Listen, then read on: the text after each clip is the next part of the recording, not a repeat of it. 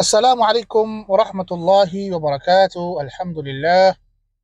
الحمد لله على نعمة الإسلام وكفى بها من النعمة، ثم صلاة والسلام على رسولنا سيدنا محمد وعلى آله وصحبه وبارك وسلم. أما بعد، بعدكم شكور الله سبحانه وتعالى نكم تكرحما أماني متمويت محمد صلى الله عليه وسلم. Ndugu darasa letu la Qur'anul Karim, tafsiri na mazingatio, na tuko katika sura Abasa. Leo tunaendelea na aya nambari 24. Kwa tawfiki yake Allah subhanahu wa ta'ala tutaenda nayo mpaka aya ya 32 tukiwa hai na tukiwa na afya kwa tawfiki yake Allah subhanahu wa ta'ala. Anaanza nayo Mwenyezi Mungu Subhanahu wa Ta'ala, anasema falyanzuri al-insanu ila ta'amihi anna sababna al-ma'a sabba thumma shaqaqna al-arda shaqqa فأنبتنا فيها حبا وعنبا وقضبا وزيتونا ونخلا وحدائق غلبا وفاكهة وأبا متاعا لكم ولأنعامكم. Allah subhanahu wa ta'ala anasema falyanzuri al-insanu ila ta'amihi, na mwanadamu aangalie chakula chake.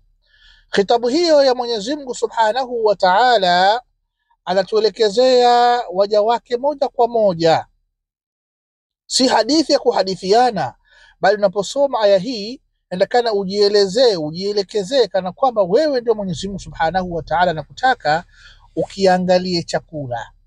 Sasa inakuja swali, Allah Subhanahu wa Ta'ala anataka tuangalie chakula vipi? Tukodolee macho kwenye matonge, tuangalie utamu wake, tuangalie mapishi yake, tuangalie nini katika chakula ambacho Mwenyezi Mungu Subhanahu wa Ta'ala anataka tukiangalie. Imamu Al-Qurtubi katika tafsiri yake amejaribu kuleta mazingatio katika aya hii. Anasema lamma dhakara jalla thadauhu ibtidaa khalqi al-insan, pindi Allah Subhanahu wa Ta'ala ni mtukufu alipoelezea mwanzo kuumba mwanadamu, dhakara ma yassara min rizqihi, Allah Subhanahu wa Ta'ala akataja riziki yake iliyokuwa nyepesi kwake. Kwa Mwenyezi Mungu akaumba mwanadamu hakumwacha hivi hivi, la, bali amemfanyia na sababu ya maisha yake. Ndipo utapata tahaddi ya Qur'ani, wale ambao wanasema dunia si ilikuwa kama nini, ikapakana si bing bang ikafumuka. Hapana, ni vitu ambavyo vingia akilini, sababu kila kiumbe kina asbabu al-aish.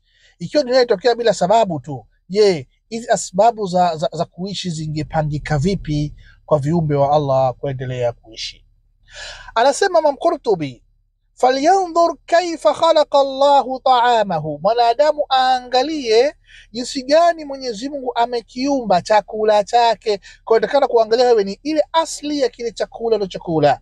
Kama unakula ugali, angalia asili yake kuanzia kwenye mbegu mpaka inakuja kuwa ugali, ile process yote iliyopitia mpaka kufika mezani kwako. Kama unakula wali, angalia mpunga. Kama unakula chochote chakula, kama unakula nyama, angalia asili yake imetoka wapi. Wa hadha an-nadhr, asema na mtizamo huu, nadhrul qalbi, ni mtizamo wa moyo, sio wa macho. Bil fikri, ni mtizamo wa moyo kwa kutafakari. Akasema liyatadabbara, ili apate kuzingatia kaifa khalaqa Allahu ta'amahu, jinsi gani Mwenyezi Mungu Subhanahu wa Ta'ala amekiumba chakula chake, alladhi, chakula ambacho huwa qiwamu hayatihi, ndiyo inayosababisha kupitikana maisha yake, yani kiweze kumuongoza katika maisha yake, apate nguvu ya kuyapeleka maisha yake. Angalia vile vile kaifa hayya lahu asbab almaashi, jinsi gani Mwenyezi Mungu alivyomuandalia sababu za kuishi.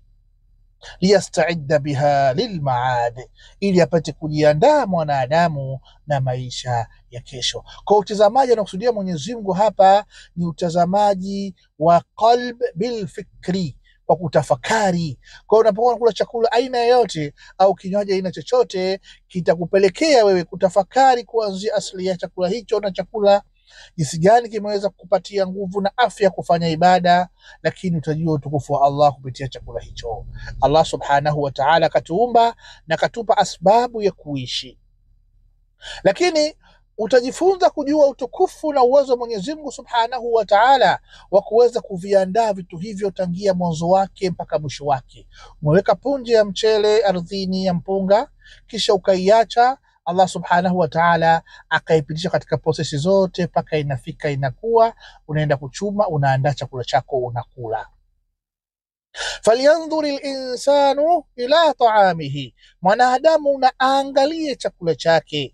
Anna sababna almaa sabba, hakika sisi tumeteremsha maji kutoka mbinguni yenye kububujika. Thumma shaqaqna, Allah anakuelezea process hizo. Thumma shaqaqna al-ardha shaqqa, kisha tukaipasua ardhi mpasuko. Faambatna fiha habba, tukatoa ndani yake habba, mbegu.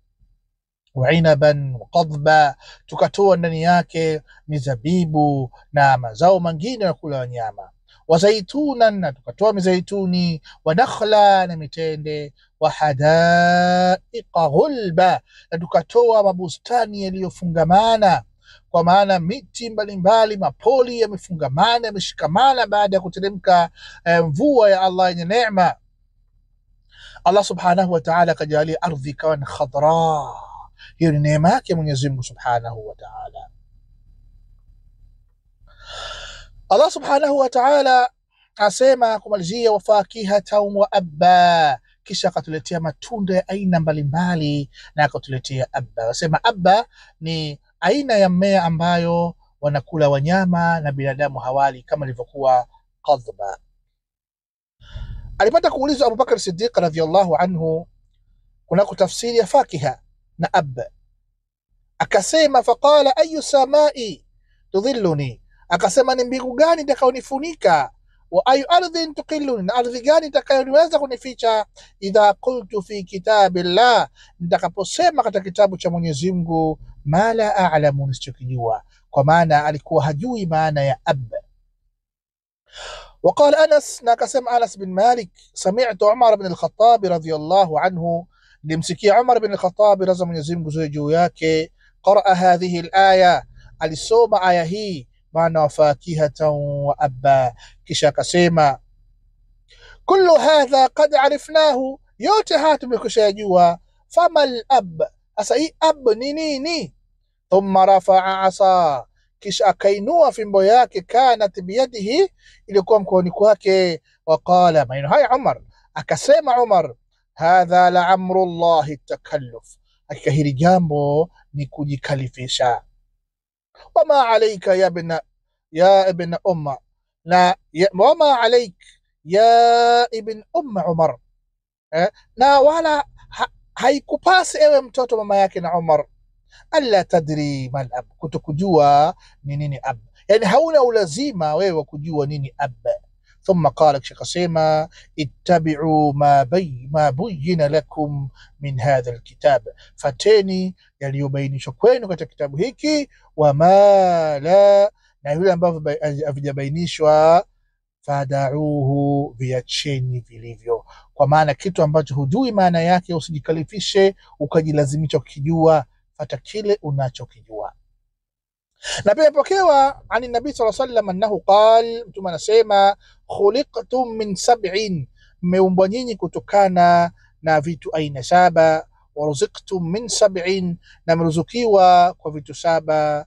Fasjudu lillahi ala sab'in, fasjuduni kwa Mwenyezi Mungu subhanahu wa ta'ala kwa viungo saba.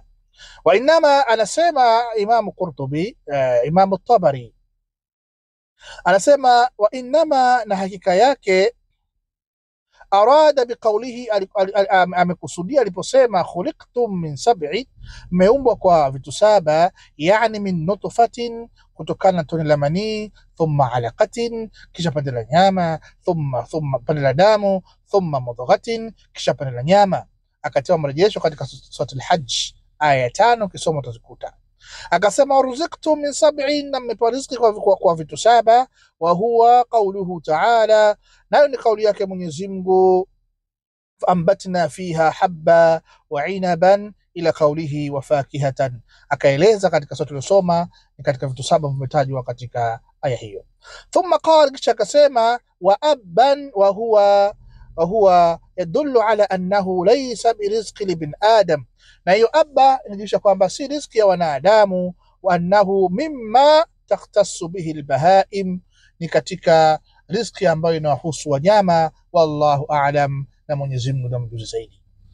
Kwa aya hii inaonyesha utukufu wa Mwenyezi Mungu Subhanahu wa Ta'ala katika uumbaji wake, lakini inafanya tahaddi kwa wale ambao wanataka kujipima uwezo wao na Mwenyezi Mungu kwamba hawezi kufanya chochote kwa sababu harakati hizi hawezi kuzifanya.